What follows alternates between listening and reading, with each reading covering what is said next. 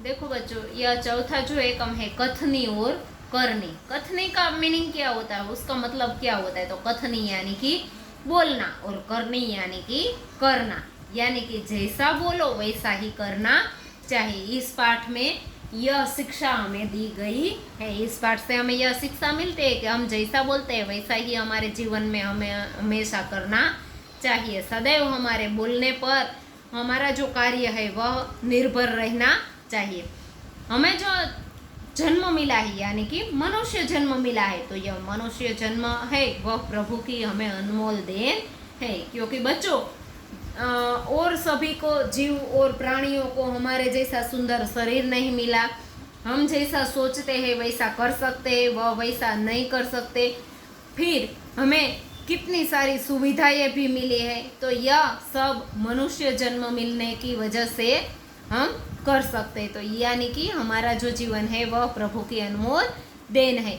हमारी जो सभी प्रवृत्तियां हैं वह मनुष्य को प्रभु ने विशिष्ट शक्तियां प्रदान की, यानी कि हमें जो शक्ति मिली है वह भी सभी जीवों से विशिष्ट है, अलग है। इसलिए वह संसार में बहुत ही अच्छे ढंग से जीवन यापन कर सकते हैं, यानी कि जीवन व्यतीत कर सकते हैं। मगर सभी लोग हर समय सही काम नहीं कर सकते।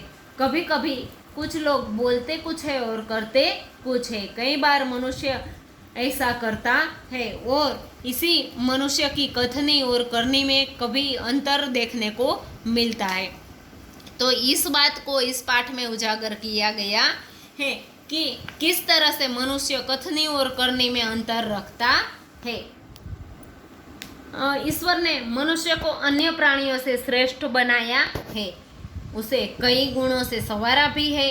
इसका मनुष्य को कई बार अभिमान भी हो जाता है, परंतु स्वयं को गुणों की खान समझने वाले जो व्यक्ति है कई बार ऐसे ऐसे कार्य करते हैं कि जिन्हें वह गलत बताता है। कथनी और करनी में ऐसे अंतर के कई सारे उदाहरण हमें रोज देखने को मिलते हैं। तो इस तरह के कई उदाहरण यहाँ इस पाठ में दिए गए हैं।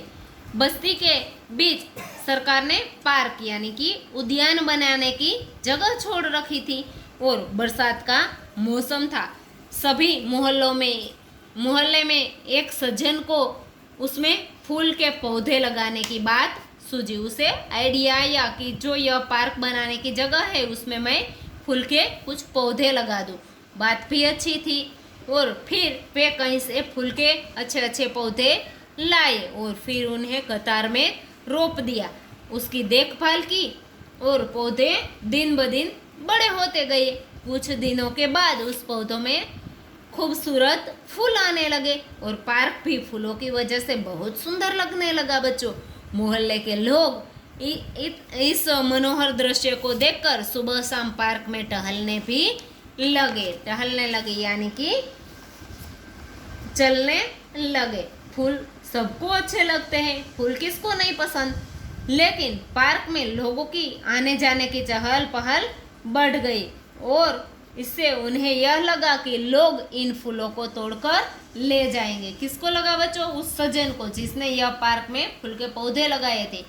उन्होंने एक तख्ती बनाई और ऊपर यह लिखकर टांग दिया कि फूल तोड़ना मना है। इस तरह से उसने वहां तख्ती लगा दी और फिर आते जाते सब उसको पढ़ने लगे। फिर यह अच्छा वाक्य पढ़ते और फिर कोई फूलों को नहीं तोड़ता था। पर मजे की बात तो तब हुई कि जब यह बात सामने आई कि लोगों को पता चला कि तख्ती लगाने वाले और पार्क में फूल के पौधे लगाने वाले सज्जन ही सवेरे सवेरे बहुत जल्दी उठकर फूल तोड़ने आते हैं। यह देखकर लोगों को लगा और लोगों ने उसे देख लिया तो वह बहुत शर्मिंदा हुए और अपनी शर्म मिटाने के लिए बोले कि मैं तो पूजा के लिए फूल तोड़ रहा हूँ। तो बच्चों, उसने क्या किया?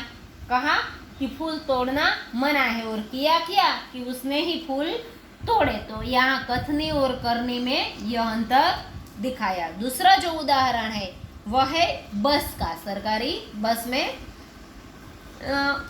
जो लिखा होता है उसकी यहाँ बात की गई है। धूम्रपान करना निषेध है, यानी कि वर्जित है, ऐसा बस में लिखा होता है। एक बार यात्रा करते हुए देखा कि एक यात्री ने बीड़ी जलाई, किसी एक यात्री ने बीड़ी जलाई और फिर वह पीने लगे और कश मारने लगे। उसे देखकर कंडक्टर ने कहा कि भाई साहब, बस में बीड़ी पीना, सिगरेट पीना मना है। और फिर उनकी जलती हुई बीड़ी लेकर, उसके हाथ से लेकर फिर खिड़की से बाहर फेंक दी। थोड़ी देर के बाद कंडक्टर ने क्या किया बच्चों, वह ड्राइवर की जो केबिन होती है ना, चलाने वाले को, बस चलाने वाले को ड्राइवर कहते हैं, उसकी जो केबिन होती है वहां जाकर बैठ गया। फिर कंडक्टर ने खुद ही सिगरेट जलाई और फिर वह दोनों पीने लगे, बारी बारी से पीने लगे। फिर एक दूसरे यात्री ने यह देखा और उनसे रहा नहीं गया, इसलिए उसने वाक्य की तरफ इशारा करते हुए कंडक्टर के पास जाकर कहा कि भाई साहब, बस में सिगरेट पीना मना है। तो इस पर कंडक्टर शीघ्र बोल उठा, यानी कि तुरंत बोल उठा कि यह वाक्य आपके लिए है, न कि हमारे लिए। यानी कि कंडक्टर ने क्या किया कि उसने कहा कि बस में सिगरेट पीना मना है, तो यात्रियों को सिगरेट पीना मना है तो फिर उसे भी पीनी नहीं चाहिए। तो यहाँ कंडक्टर की कथनी और करनी में यह अंतर दिखाया और उसने कहा कि यह वाक्य यात्रियों के लिए है, बल्कि ऐसा होता नहीं, यह तो सबके लिए नियम समान होते हैं। तो यह कथनी और करनी का दूसरा उदाहरण यहाँ दिया गया है। तीसरा जो उदाहरण है वह, एक व्यक्ति दुकान पर गया तो स्कूटर दुकान के सामने ही खड़ा रहकर दुकानदार को बोलने लगा। तभी दुकानदार ने कहा कि आप अपना स्कूटर है वहां सामने वाहन रखने के स्थान पर, यानी कि जहां स्कूटर पार्किंग होता है वहां रखकर आए। तो सज्जन ने कहा कि मुझे ज्यादा समय तक नहीं रुकना, थोड़े ही देर रुकना है, फिर मैं अपना सामान लेकर चला जाऊंगा। तो दुकानदार ने उसे क्या कहा बच्चों, उसने कहा कि दुकान के सामने यानी कि बीच सड़क पर स्कूटर खड़ा रखना यह बात ठीक नहीं है, आप वहां स्कूटर पार्किंग में ही अपना स्कूटर लगा कर आइए। सज्जन ने अपना स्कूटर वाहन खड़ा रखने की जहां जगह थी वहां रख दिया और फिर वह सामान लेने लगे, खरीदने लगे। इतने में स्कूटर लेकर दुकान पर एक और कोई लड़का आया। फिर लड़के ने स्कूटर दुकान के सामने खड़ा रख दिया और वह दुकान के अंदर चला गया। इस पर उस सज्जन ने क्या कहा, जो पहले स्कूटर यहाँ खड़ा किया था और फिर पार्किंग में रख कर आए, उसने कहा कि आपने इस लड़के को तो मना नहीं किया यहाँ स्कूटर रखने पर। तो दुकानदार ने कहा कि यह लड़का तो मेरा बेटा है, इसलिए इसने यहाँ स्कूटर खड़ा किया। तो बच्चों, यहाँ कथनी और करनी में यह अंतर दिखाई दिया कि ग्राहक के लिए नियम अलग है और उसके बेटे के लिए भी नियम अलग है। तो ऐसा नहीं करना चाहिए, सबके लिए स्कूटर खड़ा करने का यानी पार्किंग का जो नियम है वह सबके लिए समान होना चाहिए। फिर चौथा जो उदाहरण है, कुछ लोग ऐसे भी होते हैं कि जो आदर्श की बड़ी बड़ी बातें करते हैं कि ऐसा होना चाहिए, ऐसा होना चाहिए, लेकिन जब उन्हें उस आदर्शों को अपनाना पड़े तो वे आदर्श भूल जाते हैं, यानी कि उन्हें आदर्श याद नहीं रहते, आदर्श की बातें भी याद नहीं रहती। जब उनकी बारी आती है, तब दूसरों की बारी आती है, तब उन्हें आदर्श याद रहते हैं, लेकिन जब खुद पर बीतने लगे तो वह आदर्श भूल जाते। एक दिन एक सज्जन के घर पर उनके मित्र उसे मिलने आए, यानी कि दोनों मित्र और बैठकर आपस में बातचीत करने लगे। तभी किसी ने दरवाजा खटखटाया। उन्होंने खिड़की से झांक कर देखा तो क्या देखा, बाहर मकान मालिक खड़ा था, जो पिछले 4 महीने का किराया बाकी था वह मांगने बार बार आ रहा था। इसलिए उन्होंने क्या किया, उस सज्जन ने अपने बच्चे को समझाकर बाहर भेजा और बच्चे को कहा जब बच्चा बाहर गया तो मकान मालिक ने उससे कहा कि भाई बच्चे को कहा कि तुम्हारे पिता घर पर है तो मकान का किराया लेने मैं आया हूँ। तो बच्चे ने तपाक से यानी कि जल्दी से जवाब दिया, पिताजी ने कहा है कि वे घर पर नहीं है। बच्चे की बात सुनकर मकान मालिक हंसने लगा। क्यों हंसने लगा बच्चों? क्योंकि लड़के ने सच बोल दिया। उसने कहा कि पिताजी ने कहा है कि वे घर पर नहीं है, घर में बैठे। मित्र के चेहरे पर भी मुस्कान आ गई और वह सज्जन है वह शर्मिंदा हो गए। तो इस तरह से बच्चों यहाँ भी कथनी और करनी में अंतर दिखाई दिया। एक बार इसके बाद वाला जो उदाहरण है कि एक बार एक सज्जन ने अपने पोते को सिखाया कि हमें कभी किसी भी काम को गलत ढंग से यानी कि जो सही नहीं हो ऐसे ढंग से नहीं करना चाहिए। हमें हमेशा अपनी बारी की प्रतीक्षा करनी चाहिए यानी कि राह देखनी चाहिए, फिर कुछ भी माहौल हो या कैसा भी माहौल हो। तो उस सज्जन ने अपने पोते को यह बात सिखाई थी। लेकिन फिर क्या हुआ कि एक दिन की बात है जब दादाजी अपने पोते को साथ लेकर जल बिजली यानी कि पानी और बिजली का बिल जमा कराने के लिए गए। साथ में उनका 8 साल का पोता भी साथ था। बिल जमा कराने वालों की बड़ी लंबी कतार थी। यह देखकर वह कुछ उपाय सोचने लगे कि ताकि उसको कतार में खड़ा न होना पड़े। उन्होंने खड़े हुए लोगों को फिर ध्यान से देखना शुरू किया और सोचना शुरू किया।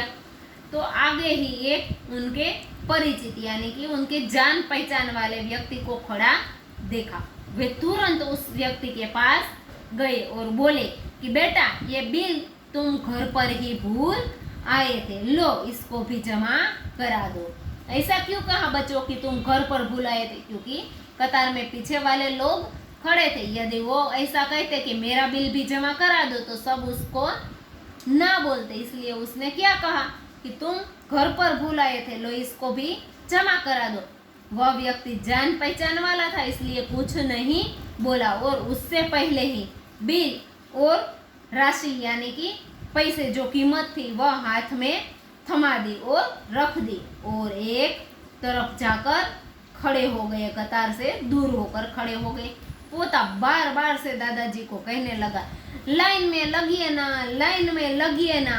उसकी बात सुनकर लोग हंसने लगे क्योंकि लोगों को पता चल गया था कि दादाजी ने यह उपाय सोचा है कतार में खड़े न रहने के लिए। तो फिर यहाँ भी दादाजी ने पोते को कुछ नियम, आदर्श के कुछ नियम और समझाए थे और उसने खुद कुछ और किया यानी कि जब उसकी बारी आई तो वह आदर्श भूल गए। तो कई लोग ऐसे होते हैं जो आदर्श की बड़ी बड़ी बातें करते हैं पर उसको अपने जीवन में अपनाते नहीं, उसका आचरण अपने जीवन में करते नहीं। तो यह अच्छी बात नहीं है। ऐसा आचरण करने वाले को कभी भी सम्मान नहीं मिलता और वह हंसी के पात्र बनते हैं। इसलिए हमें कथनी और करनी में हमेशा समानता रखनी चाहिए। को कथनी करनी एक समान, जग में मिलता तब सम्मान यानी कि जैसा बोले वैसा ही करे तो जग में उस व्यक्ति को सम्मान, सदैव सम्मान मिलता है। अस्तु।